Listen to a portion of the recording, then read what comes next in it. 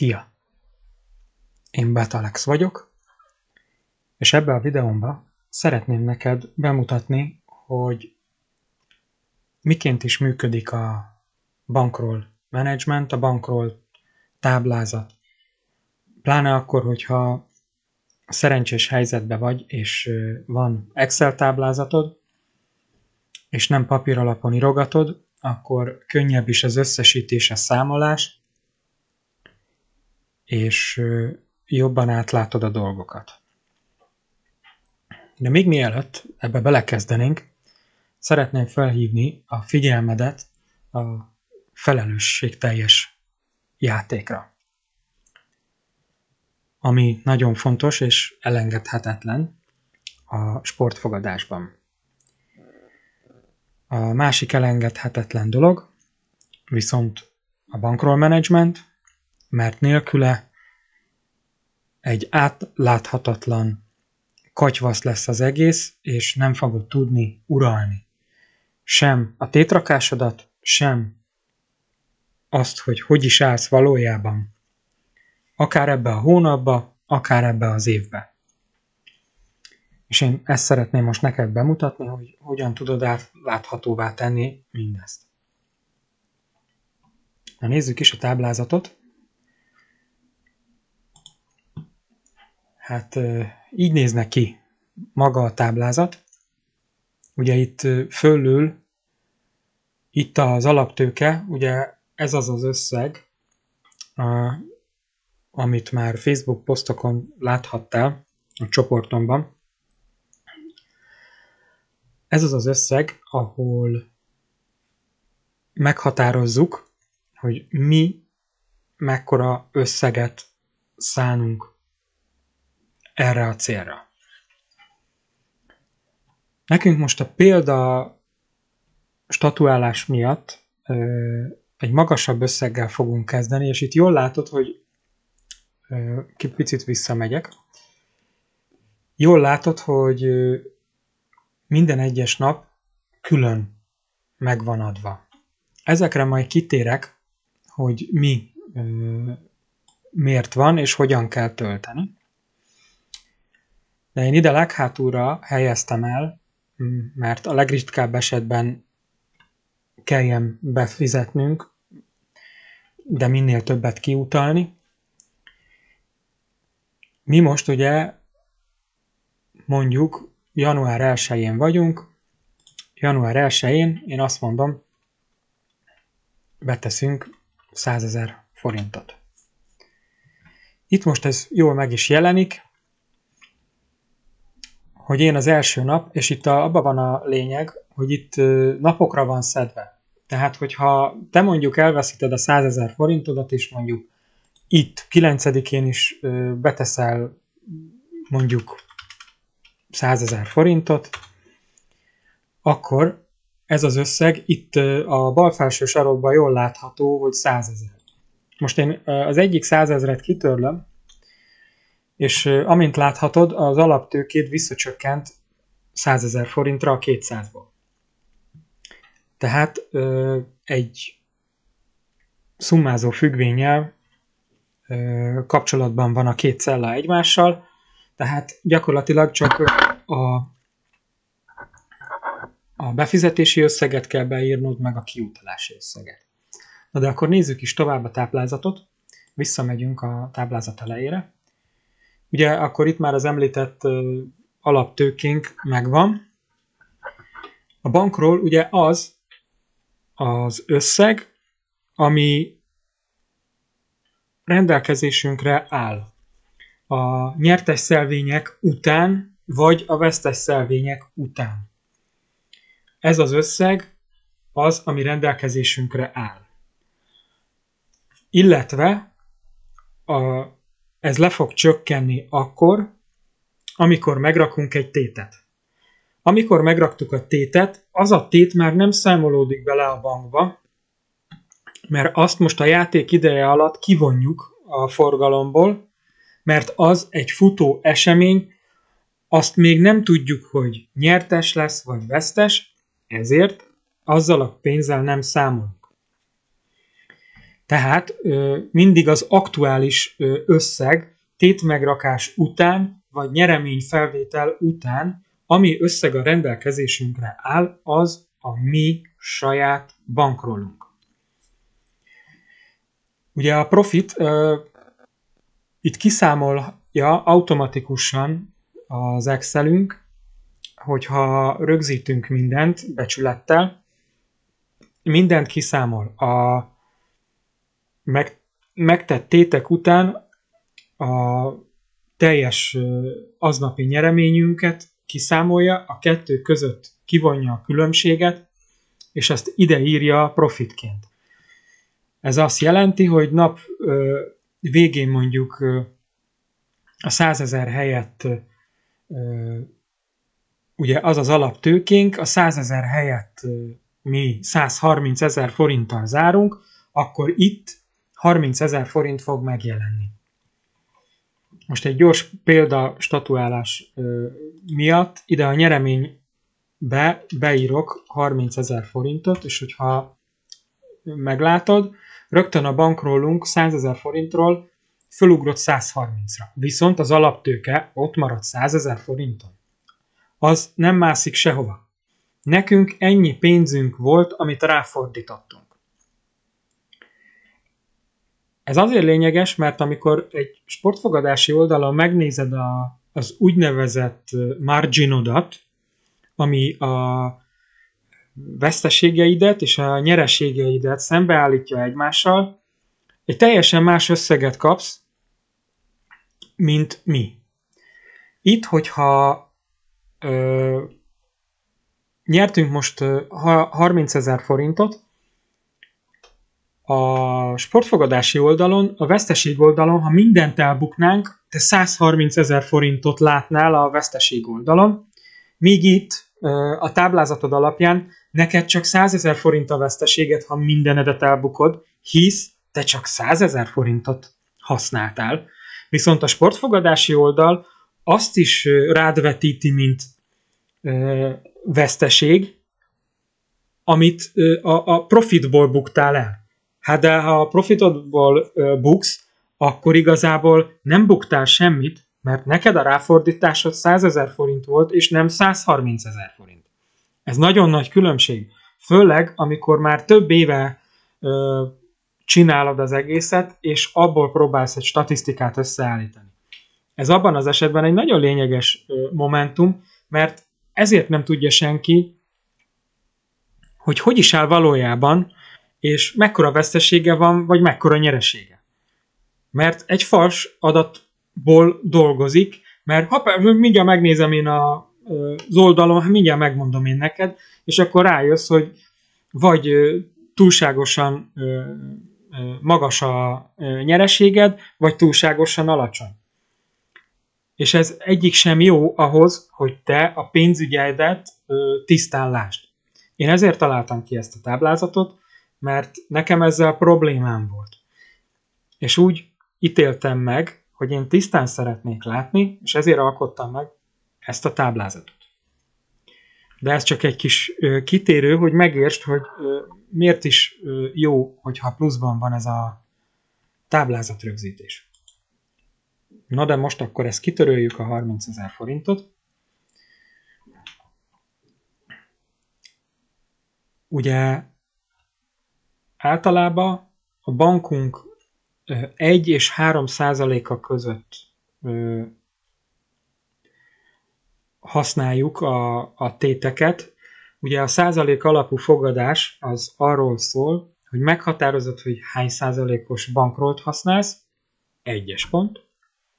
Ha ezzel megvagy, akkor utána folyamatosan figyeled a teljes bankodat, és az aktuális egy tét megrakása utáni bankodat veszed figyelembe, és annak a te általad meghatározott százalékát számolod újra. Minden egyes tétrakásnál.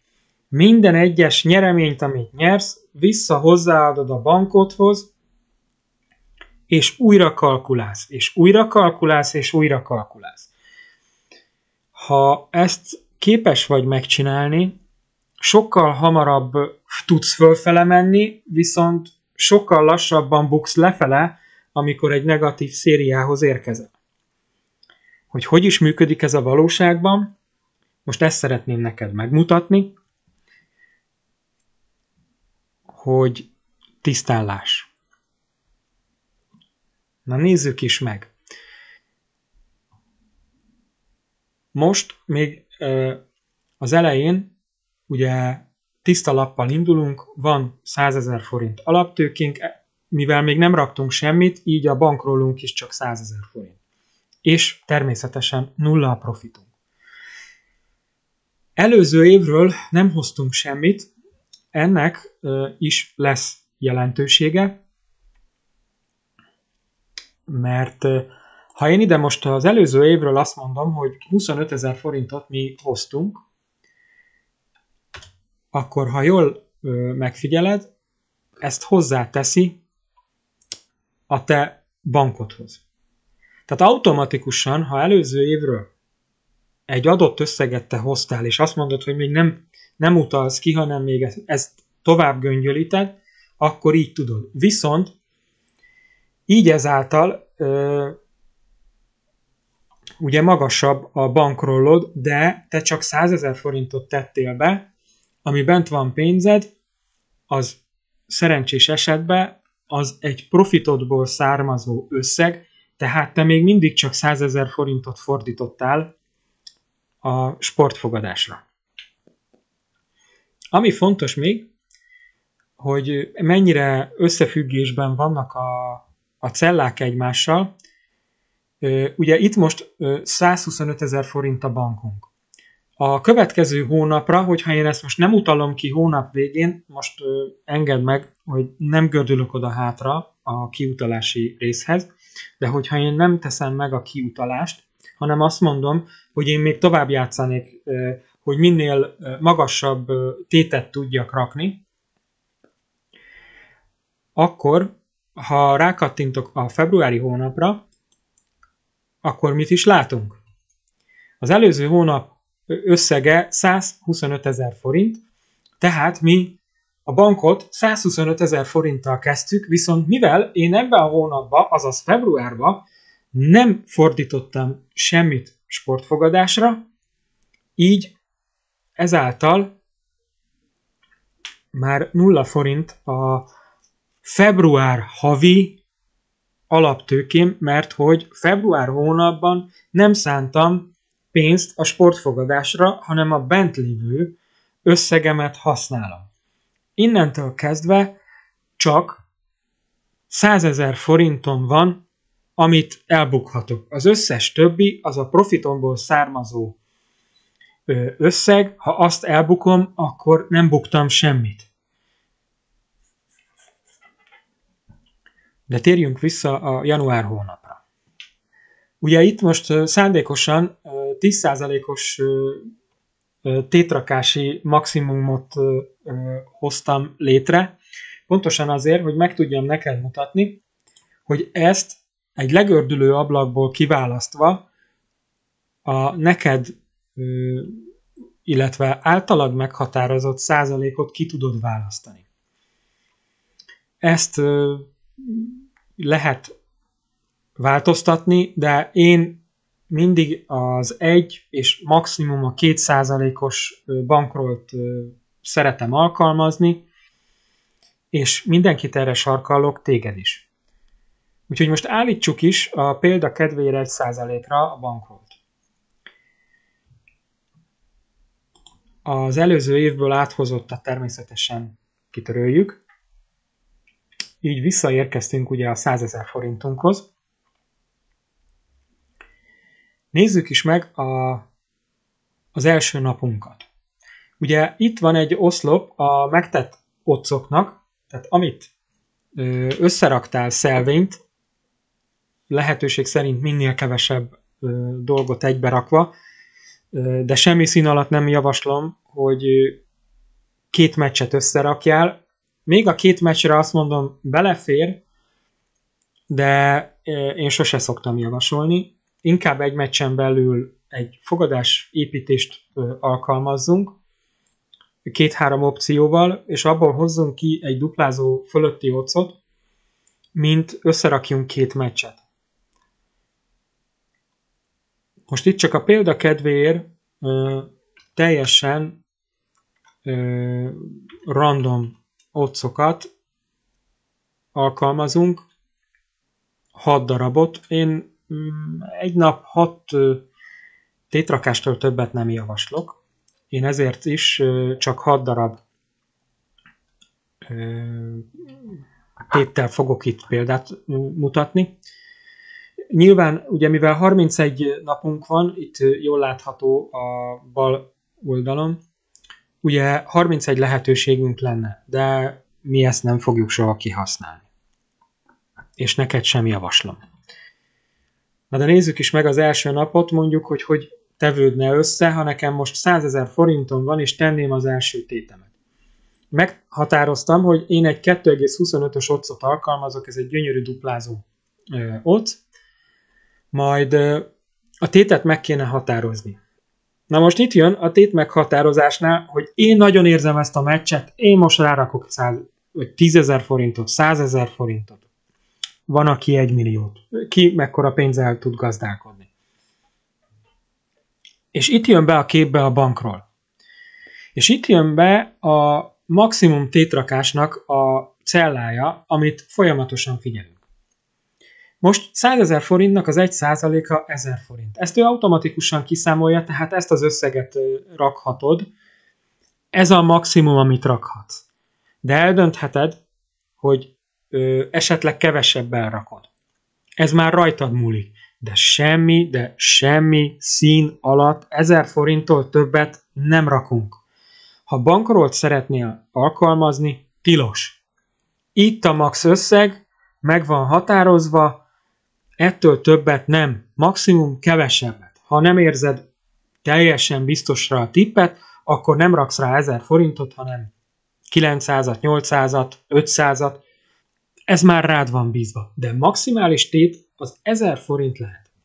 Mi most ementén, tényleg, hogy az 1%-ot precízen tartjuk, ementén nézzünk meg 6 darab tétrakást.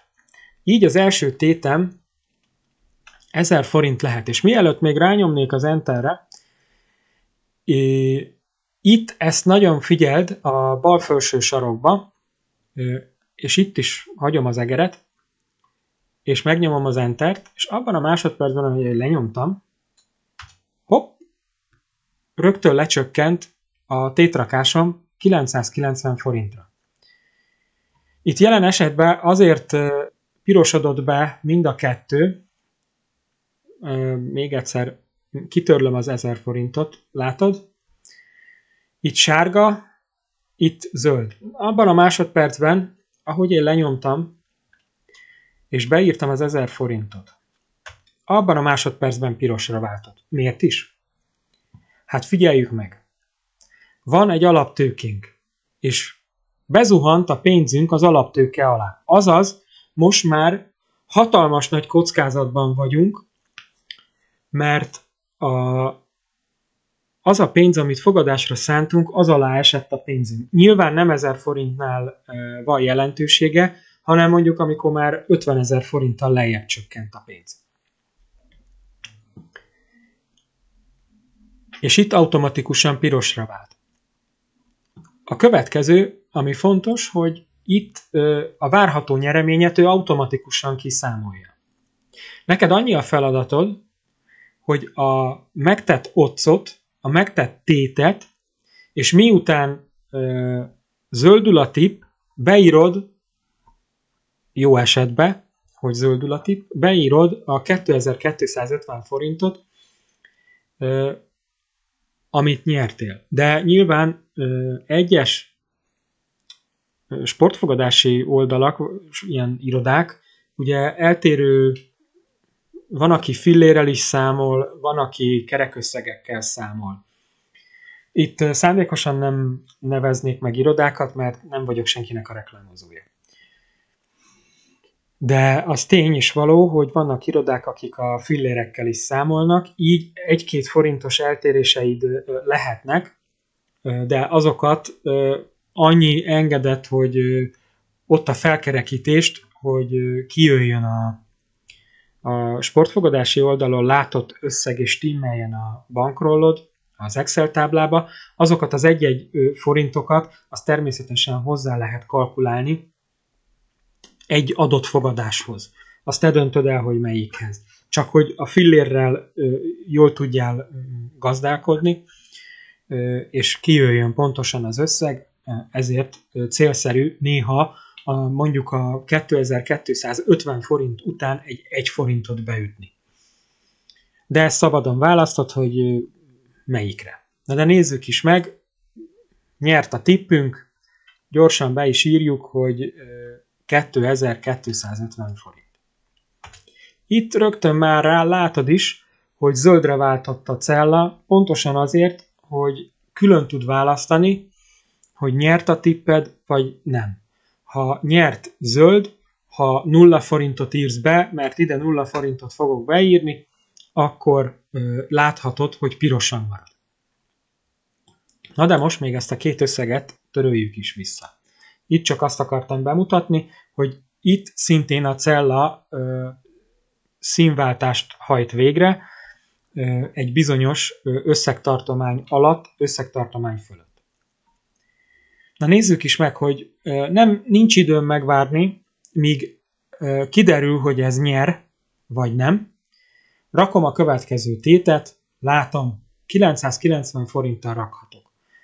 Jó, kigondoltam a tippet, kijött belőle egy 2,5-ös oc, és én ezt most 990 forinttal rakom. Mert annyival rakhatom maximum.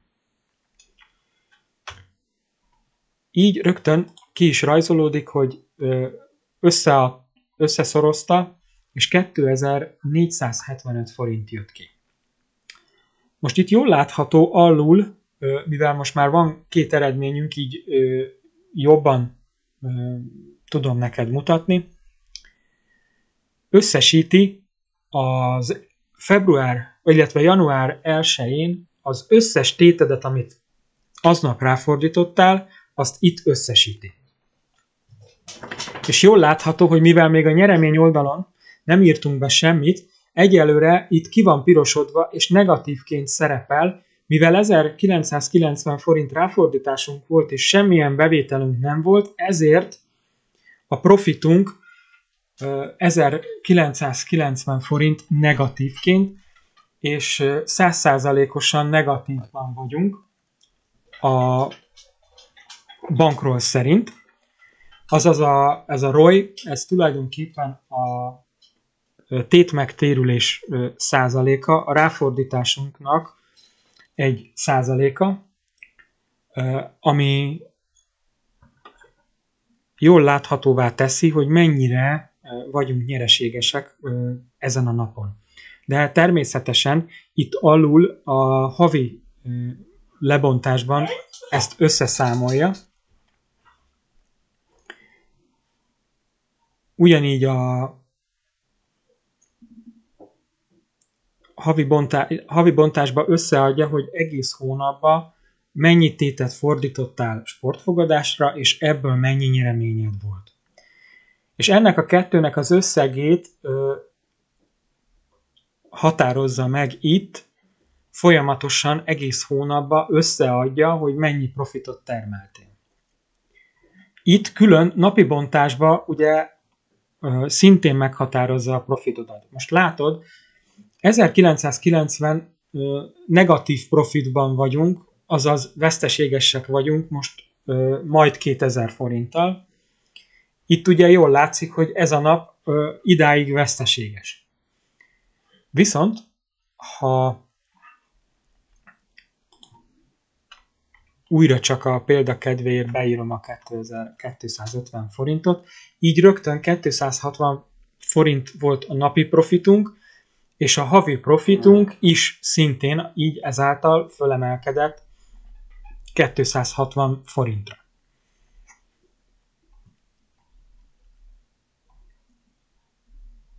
Most ezt szépen visszatörlöm megint, de még mindig már megtettük a második tétünket, de mind a 2 mérkőzés még megy. De én kinéztem már egy harmadik tippet is, amit jónak ítéltem, ki is elemeztem.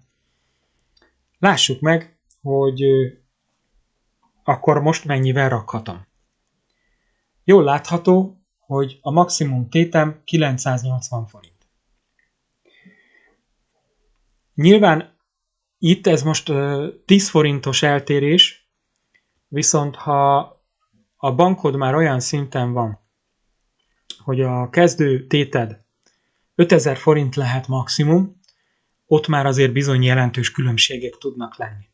És főleg akkor, amikor benne vagy egy negatív szériába. De most én kinéztem egy mérkőzést, ott az eredendő oddsunk 2,68 ott, és én ezt most 980 forinttal rakhatom. Most lemegyünk, és így tovább, egészen 6 tétrakásig. Tényleg csak a példa kedvéért random oddsokat határozok meg, tehát ez nem valóság. Mondjuk 2,45, azt már csak 960 forinttal rakhatom, és még egy tétet rakhatok, az pedig mondjuk legyen 3,5, és azt már, ha jól látom, akkor 950 forinttal rakhatom. Most abban a helyzetben, ha nem tudom megvárni egyik tétemnek a zöldülését sem, de raknék tippet, ebbe a formában megtehetem.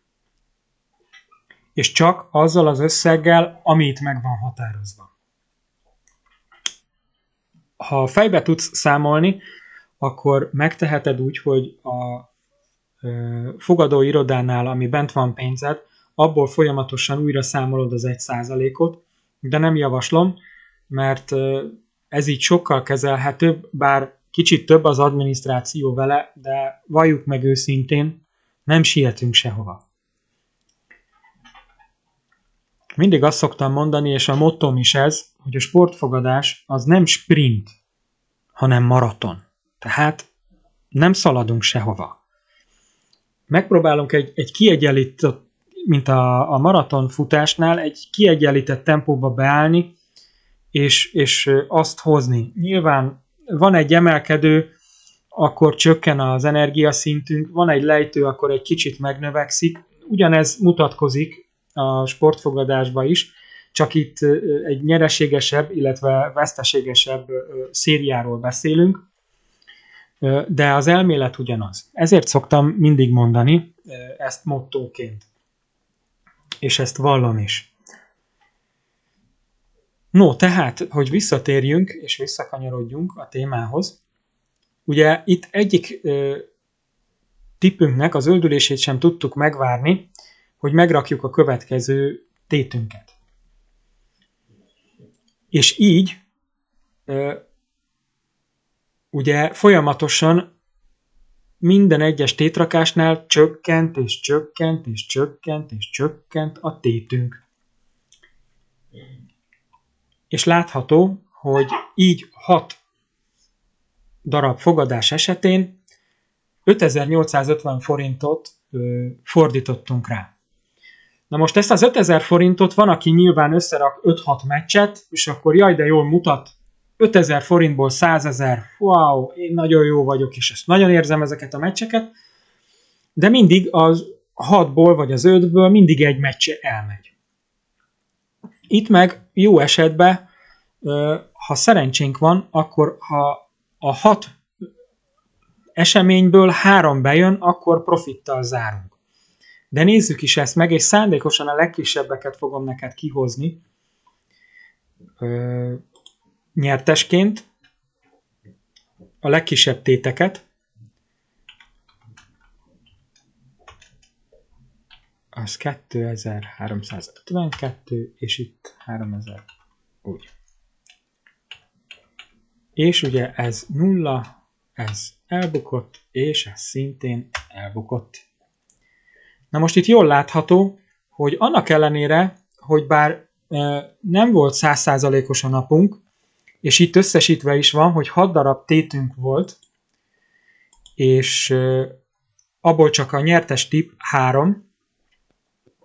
Ennek ellenére, hogy 50%-os volt a találati arányunk, ennek ellenére volt egy 2,33%-os banknövekedésünk, és az 5850 forintból jól látható, hogy profitáltunk 2330 forintot. Hangsúlyozom, nem jött be minden tippünk. De mi mégis tudtunk profitot termelni. És ez annak volt köszönhető, hogy az 5, illetve 6 darab tétünket, amikor megraktuk, nem fixen mindig ugyanazzal a téttel, sőt, még jobban növeltük a tétet, nem. Ahány tippet raktunk, egyre jobban csökkentettünk.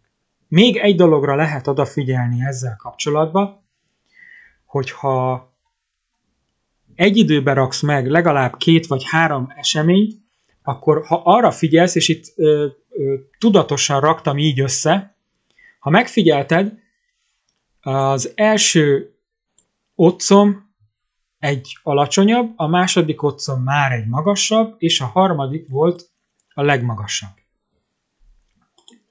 És ugye a legalacsonyabb oddszhoz raktam a legmagasabb tétet, és így tovább. Emelkedett az odds, csökkent a tét. Emelkedett az odds, csökkent a tét. És mégis, igaz, hogy csökkent a tétem, viszont a nyereményem sokkal magasabb az alacsonyabb tét mellett, a magas oddsnál, sokkal magasabb a várható nyereményem, mint az alacsony oddszon, de mégis magasabb téttel megrakott szelvényem.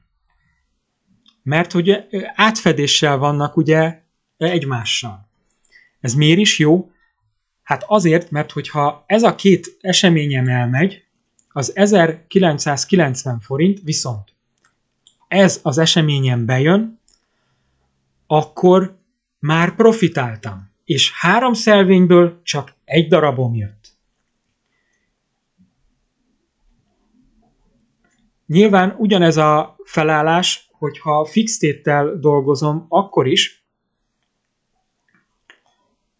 de sokkal többet is veszitek, mint 1990 forint, mert ott már 2000 forintot veszitek, és persze, most könnyen mondom, hogy a 20 000 forint nem számít, de éves szinten se. Csak gondolj bele abba, hogy ha csak minden hónapban 30 nap van, és abból csak minden hónapban 6 tét esetében 3-nál így bukod el napi szinten, hogy 20 forint, az napi szinten 60 forint. Ha azt beszorzom, az már akkor 180 forint egy hónapba. Ha az egy hónapot 12-vel, akkor az már 1000, és akkor ha ezt mondjuk 10 000 forintos fix téten, vagy 20 000 forintos fix téten teszed, akkor már is egy kicsit több összeg jött ki. És itt tényleg csak azt veszem alapul, hogy 6 darab tippet teszek szigorúan minden nap. De valószínű, ahogy te sem, és mások sem, nem állnak meg 6 tipprakásnál. És akkor már is hatványozódott az az összeg, amit elbukok abba az esetben, ha fix téttel fogadok, és elmegy a szelvény.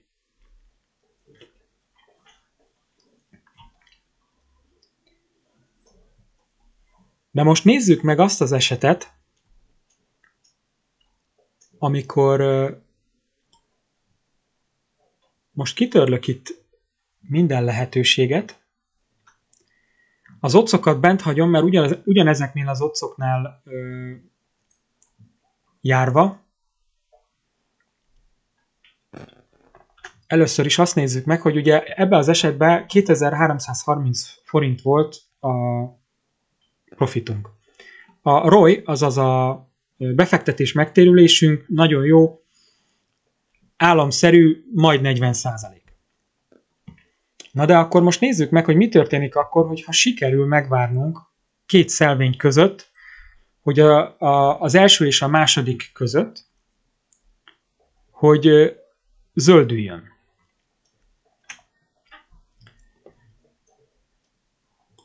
Itt kiveszem ezeket, mert teljesen más tétek fognak kijönni. Megy az első meccs, gyakorlatilag az első félidőben gyönyörű szépen zöldre váltott, a fogadóiroda megadta a pénzt, be tudom könyvelni magamnak a 2500 forintot. Na most nézzük meg, hogy mi történt. Nézzük csak meg, a maximum tétem nem 990 forint, hanem 1013 forint. A következő tétünket már 1013 forinttal rakhatom.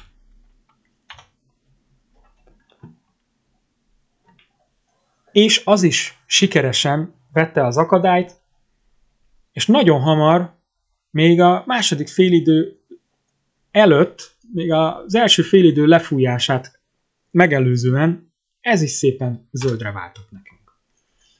Akkor nézzük csak meg. Már 1028 forinttal rakhatom a következő tétemet. És bár ez ugye lassú haladásnak tűnik, de most végigvezetem szép lassan, hogy ez is bejött, akkor már 2765 forint volt a nyereményünk. Már 1045 forinttal rakhatom. Akkor már 2696 forintunk jön. Azt már következőként 1062 forinttal rakhatunk, ami már 2602 forintot eredményezett. Majd ezt a gyönyörű szép nagy occot is meg tudjuk már rakni 1770 forinttal, és lám ez is lejött. És ugye szépen megemelkedett az occ, de az összegünket is magas téttel tudtuk rakni, mint 950 forint. Itt azért már egy kicsit nagyobb a differencia, mert azért már 50 forinttal több jött ki, és ez hosszú távon, tehát hogy ne rövid távon gondolkozzunk, hanem gondolkozzunk hosszú távon. Hosszú távon a sok 50 forint, a sok kicsi sokra megy. Na és akkor most nézzük is meg. Most minden tippünk lejött. Akkor most azt nézzük meg, hogy igen, sokkal több volt a ráfordításunk, mint az 5800 pár forint, viszont ezáltal az eredményünk és a nyereményünk is sokkal, de sokkal magasabb lett. Na nézzük is meg, hogy ez számszerűsítve hogy is jön ki.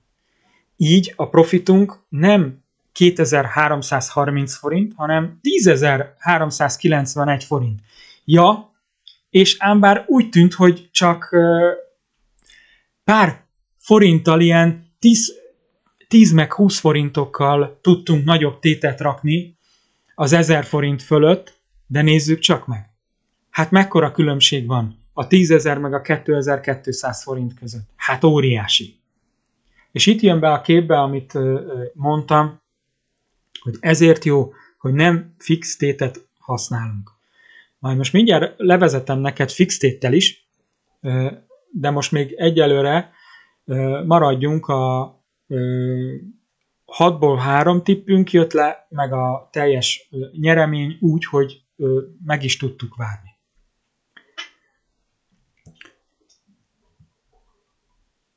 És szerencsés volt a helyzetünk, mert minden tippünk lejött. De nézzük meg, hogy mi történik akkor, ha az első 3 tippen mondjuk nem jött be.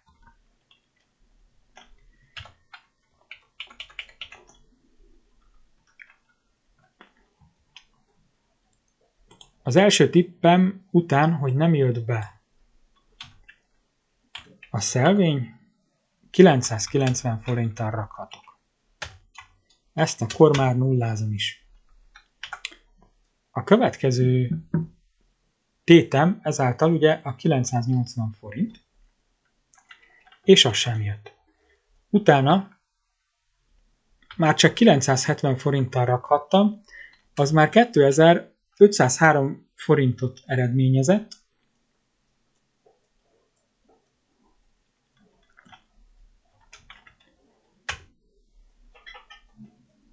és már rögtön visszaugrottunk 980 forintos tétrakásra, és ez a tippünk is bejött,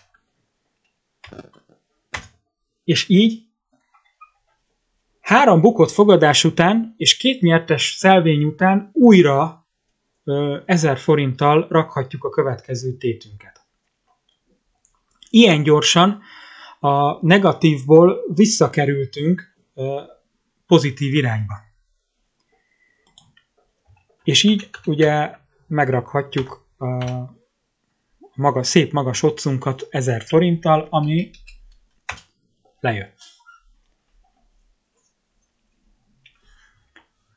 Na nézzük is meg, ugye szintén több ráfordításunk volt, mint 5800 pár forint, viszont megint csak magasabb összeget eredményezett számunkra.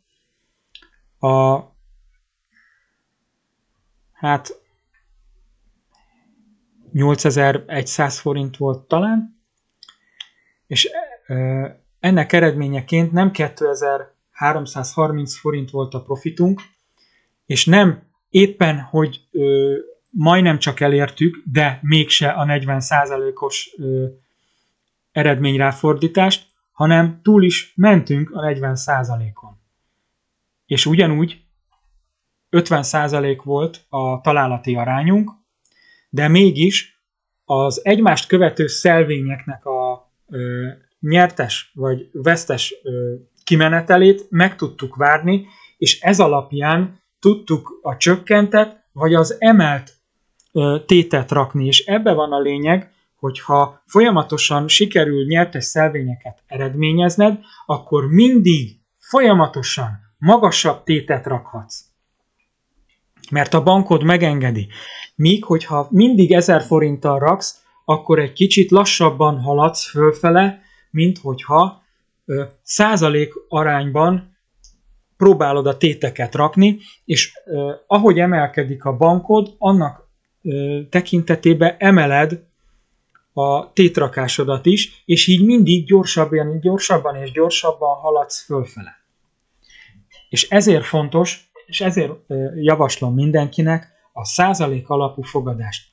Ez kisebb alaptőkénél is meg lehet csinálni, viszont ott egy hibrid megoldást szoktam alkalmazni a fix tét és a százalék alapú fogadás között. Mert ott egy olyan tétrakási követelményt találtam ki, ahol 1000 forint lehet az első tétünk, 900 forint lehet a második, 810 forint lehet a harmadik, 730 forint lehet a negyedik, az ötödik az 650 forint, és végezetül 590 forint lehet az utolsó tétünk. És ezt 50 000 forintig minden egyes alkalommal minden nap 6 meccset játszunk, és ha rakjuk a téteket, akkor így rakjuk.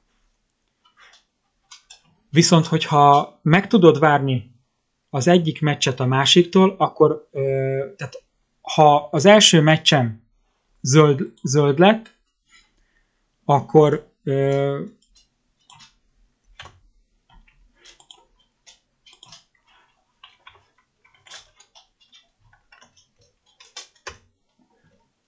na ezt most pont elrontottam. Ha az első meccsem zöld lett, akkor a másodikat nem 990-nel, hanem újra 1000 forinttal rakhatom.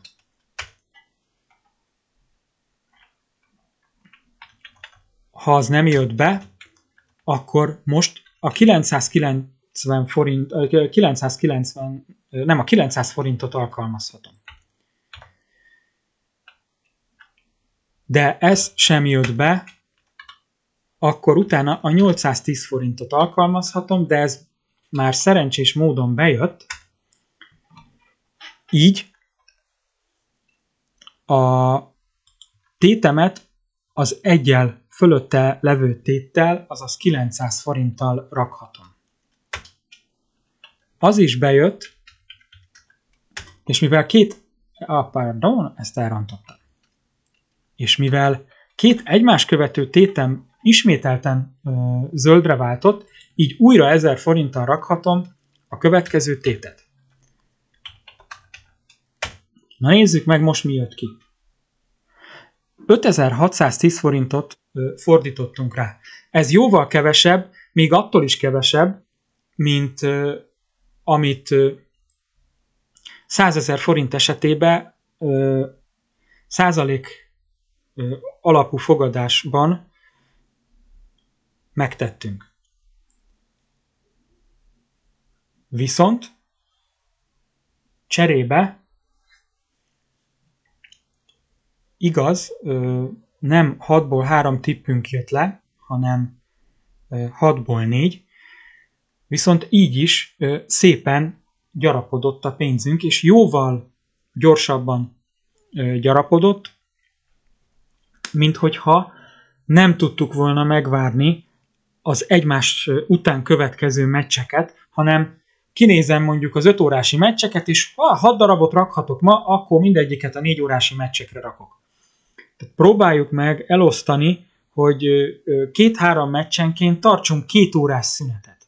De én inkább azt mondom, hogy van 6 tippünk, 6-ot rakhatunk, 12-kor rakok 2 meccset, megvárom, hogy zöldüljön, 3 órakor rakok 2 meccset, 5 órakor rakok 2 meccset, és akkor még mindig maradhatna, és nem kéne 2 meccset rakni, de még mindig maradhatna az esti órákra. Mert még jutna egy a 7 órási meccsekre, meg a 9-esre. Tehát, hogyha szépen el tudod osztani, és úgy nézed ki a meccseket, hogy azok ne egy időben legyenek, hanem legalább 2 óra, 2 óra, 20 perc különbséggel legyen, hogy legyen időd a tétet megrakni.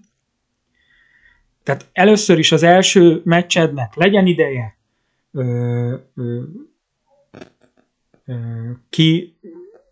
kialakulni, hogy nyer vagy veszít, és pluszba legyen időd megrakni a következő meccset. Ha ez sikerül, akkor sokkal gyorsabban tudsz fölfele gyarapodni, és jóval hatékonyabban tudsz profitot elérni, mint hogyha folyamatosan csökkentened kéne a tétet.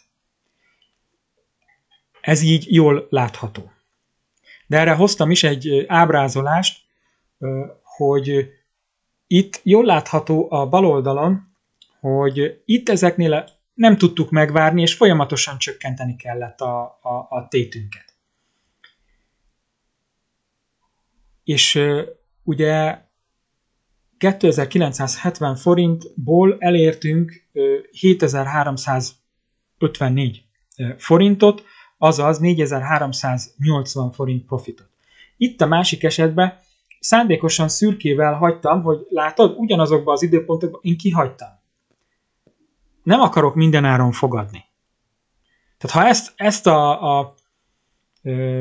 ami általában mindenkiben benne van, hogy nyilván mindenki szeretne nagyon sokat nyerni, és sokat játszik, sok meccset rak, de ha van időd, és miért ne lenne? Ha van időd megvárni a 2 meccs közötti időpontot, látod 10 óra, 1 óra, 3 óra, megvan a 2,5 órás különbség. Várjuk meg, és nézzük meg. Oké, itt 100 forint a különbség, a differencia. Na de az már 10 000-es nagyságrendnél már jóval több. Tehát, és ezt, hogyha egy évre, egy hónapra levetíted, akkor nagyon sok pénzt tudsz még ezen felül is nem csak megtakarítani, hanem többlet profitot elérni, ha türelmes vagy, és úgy alakított ki a napodat, hogy az egyik szelvény zöldüljön, és csak utána rakod a következőt. Ha ezt ki tudod várni, akkor sokkal, de sokkal gyorsabban és hatékonyabban lépsz fölfele a profitod elérése és a céljaid elérése felé.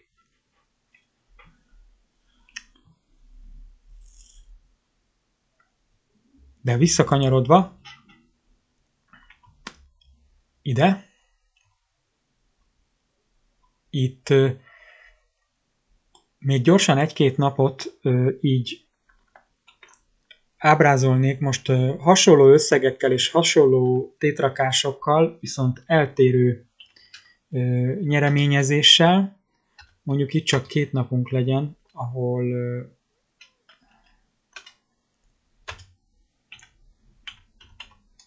valamit is nyertünk. Most nem is az összeg számít, csak legalább 3 napot szeretnék nektek mutatni. Mert ugyanis még, amit itt nem látszódik a monitoron, de ha majd lejjebb gördülök, abba lesz a lényeg, csak szándékosan nem tettem idáig.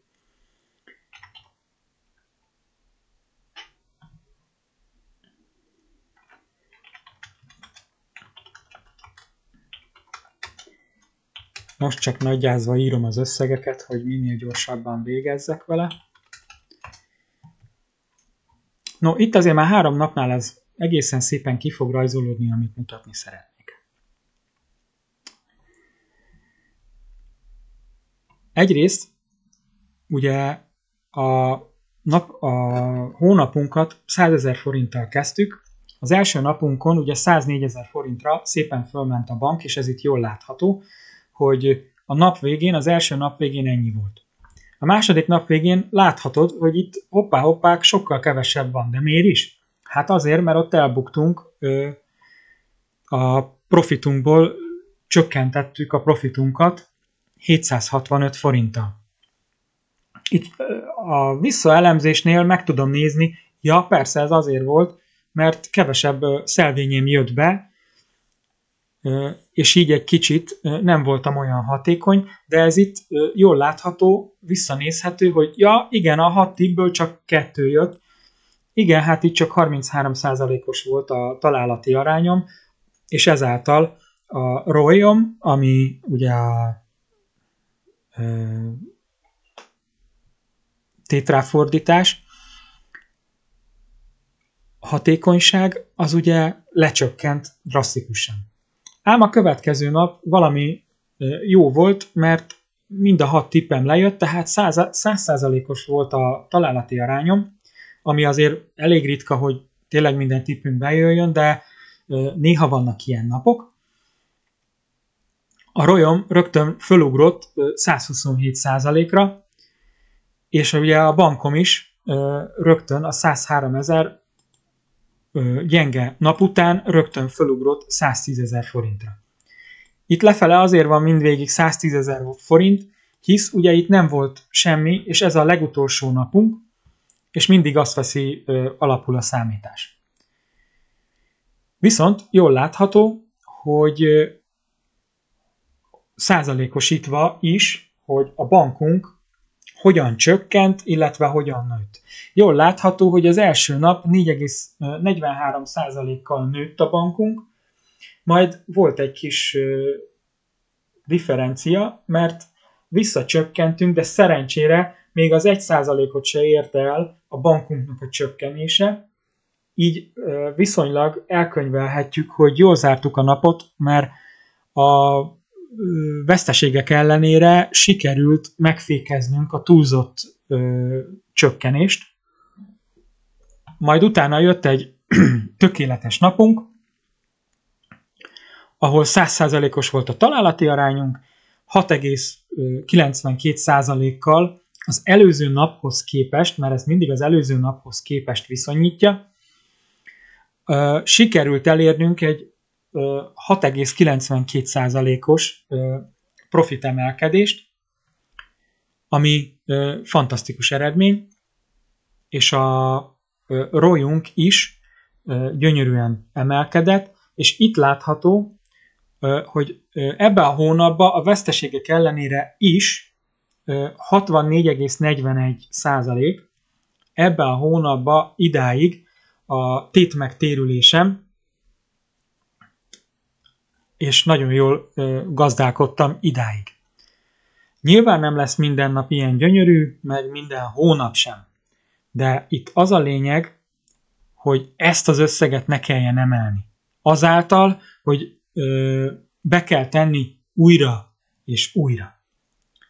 Ha ezt az alaptőkét meg tudjuk fogni, és nem tudunk nagyon alácsökkenni, hanem tudunk tartani egy szintet, már az is egy előrelépés. És hagyjunk magunknak időt, hogy szépen lassan előre haladjon a pénzünk. Nem kell kapkodni, nem sietünk sehova, nem kell egy nap alatt több milliót összehozni. Ez nem erről szól. Ez a tudatosságról szól, és arról, hogy próbáljuk a pénzünket jól befektetni, a pénzünkkel tudjunk jól gazdálkodni. Ha ezt mind, amit most itt elmondtam neked, ezeket tudod tartani, akkor észre fogod venni, hogy sokkal kevesebb pénz megy ki a zsebedből, mint idáig. Mert gyönyörű szépen hangzik az, hogy most nyertél 100 meg 200 ezer forintot, hát oké. Csak amíg idáig eljutottál, és fix téten fogadtál, és összeraktál 6-8 meccseket, és az előző 10-15 szelvényed, vagy az előző 2 hónapod a kukában landolt, akkor igazából nemhogy nyertél, hanem még a pénzednél sem vagy. Tehát azért mondom, hogy, és mivel nem adtad össze, hogy mennyit is fordítottál fogadásra, és mennyit is nyertél valójában ezekből, ezeket nem állítottad egymással szembe, így nem fogod megtudni, hogy valójában nyereséges, amit csinálsz, vagy nem. Csak akkor tudod meg, ha kezeled a pénzed. Hisz most gondolj bele, a bankban is miért van a pénzed? Hát azért, mert valahol kezelni kell. Tehát ha egy részvénybe fektetsz, vagy egy kötvénybe, hát ott is kezelik a pénzt, tehát elengedhetetlen itt is a pénzkezelés. Hogyan tudjuk a pénzt kezelni sportfogadásnál? Csak és kizárólag bankrolba. És ha ezt tudod tartani, akkor tényleg elindulsz egy pozitív irányba. Na most a kis kitérő után még zárszóként még megmutatnám neked, hogy ezeket, amiket itt berögzítettem, nem véletlenül tettem, mert itt szépen grafikonnal jól ábrázolódik, hogy hol is tart a pénzünk, itt vannak a napok, itt indultunk, jól látható, hogy a második napon egy kis gödörbe kerültünk, de viszont valami történt a harmadik napon, és szépen szárnyaltunk fölfele. És ezeket az adatokat gyönyörű szépen olvasható itt a kimutatásba grafikonosan, illetve itt a tétráfordításunk kimutatása, illetve a profitunknak a kimutatása. Jól látható, hogy az első nap szép profitot értünk el, de viszont a második napon sajnos a profitunk lecsökkent, viszont itt a harmadik napon gyönyörű szépen nyereséges pályára állt újra. És ezeket mind-mind láthatod. És ami még egy nagyon fontos dolog, itt ugye nem véletlenül van ennyi munkalap, mert jól láthatod, itt ez a munkalap 2, ugye csak a példa statuálása miatt szúrtam be, de itt van a január, a február, a március, április, május, június, július, augusztus, szeptember, október, november, december. És ha ezt az összeget megnézed, és belekattintok ide a decemberbe, itt van bizony-bizony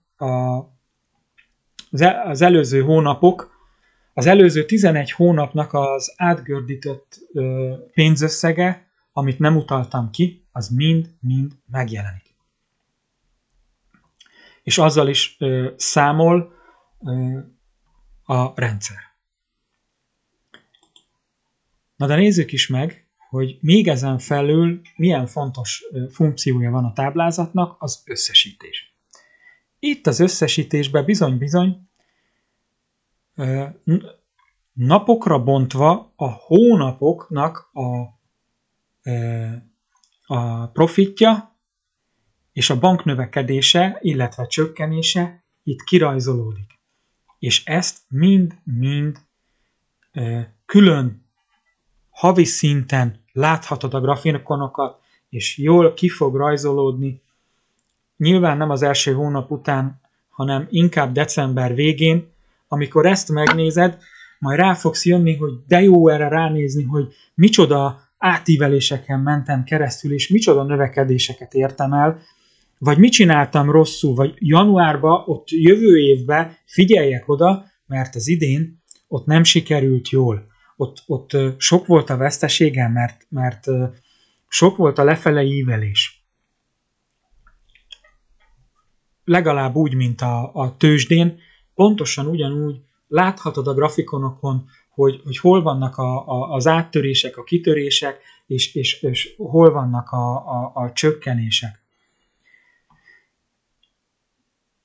És ebből is rengeteget tudsz tanulni, hogy melyik nap, melyik hónapban mi volt, mi az, ami befolyásolhatott téged, hogy nem úgy ment, hogy kicsit negatívabb lett, és ezeket mind vissza tudod nézni, akár évekre visszamenőleg is, hogy mik voltak azok évről évre, amit elrontottál, vagy nem figyeltél oda, vagy esetleg nagyon jól csináltál. Tehát ezekre mind oda tudsz figyelni. Úgyhogy javaslom neked, hogy használj bankrolt. Nyilván nem feltétlenül kell az én általam kitalált táblázatot használni, de mindenféleképpen javaslom, hogy vezesd a dolgaidat napi szinten, havi szinten, összesítsd, akár Excel táblába, akár papíralapon, kinek melyik az, amelyik jobban a kezére áll, de vezesd a táblázatot, én azt mondom, mert hosszú távon csak profitálsz belőle. Egy kicsit több adminisztráció, de hidd el nekem, megéri. Én is alkalmazom, és szép eredményeket tudok elérni. Köszönöm szépen a figyelmedet, mert ez elég hosszú és terjedelmes anyag volt, és ha tetszett a videóm, kérlek szépen kövess a YouTube csatornámat, vagy keresd fel Facebookon, ott is megtalálható vagyok, ott is bekövethetsz, illetve ha van kedved csatlakozni a csoportunkhoz, akkor a Bankroll Akadémia csoportot keresd meg Facebookon, és gyere, építsünk hosszú távon egy jövedelmező pénzügyi stratégiát. Köszönöm a figyelmed!